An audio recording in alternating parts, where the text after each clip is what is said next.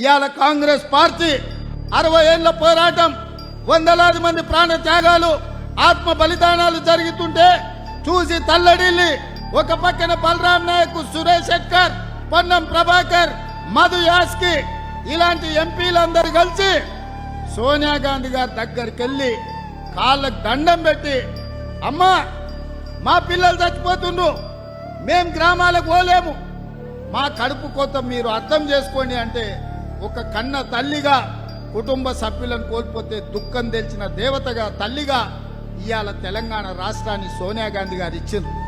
తెలంగాణ రాష్ట్రం ఇచ్చినాక ఆంధ్రప్రదేశ్లో పార్టీ మనుగడ కోల్పోయింది, కేంద్రంలో అధికారం కోల్పోయింది. కానీ సోనియా గాంధీ ఏనాడు కూడా అధికారం కోసం తెలంగాణ కాదు, ప్రజల హక్కుల కోసం, పేదల ప్రాణాల కోసం, ఆత్మ బలిదానాలు చేసుకుంటున్న యువకుల ప్రాణాల సాక్షిగా ఈ తెలంగాణ రాష్ట్రం ఇచ్చింది సోనియమ్మ. నేను అడుగుతున్న మా మహబూబాబాద్ సోదరులను, తెలంగాణ రాష్ట్రం ఇచ్చిన తల్లిగా ఆమె బిడ్డ ఈ దేశానికి ప్రధానమంత్రి కాబోతున్నాడు. ఆమె బిడ్డను ప్రధానమంత్రిని చేయాల్సిన బాధ్యత మన మీద లేదా? మహబూబాబాద్ను గెలిపించాల్సిన బాధ్యత మన మీద లేదా అని నేను అడుగుతున్నా. అందుకే మిత్రులారా, జూన్ 4 నాడు ఫలితాలు వస్తాయి. జూన్ 9 నాడు ఎర్రకోట మీద 3 రంగుల జెండా ఎగరేసి రాహుల్ గాంధీ దేశానికి ప్రధానమంత్రి కాబోతున్నాడు.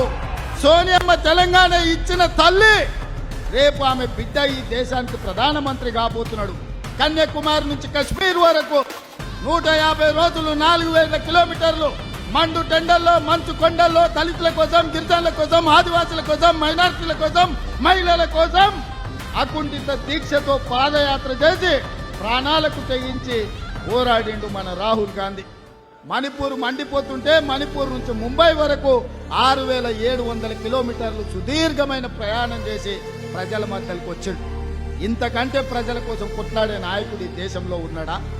మరి అట్లాంటి నాయకుడికి అండగా నిలబడాల్సిన బాధ్యత 4 కోట్ల తెలంగాణ ప్రజల మీద ఉన్నదా లేదా ఆలోచన చేయండి మిత్రులారా.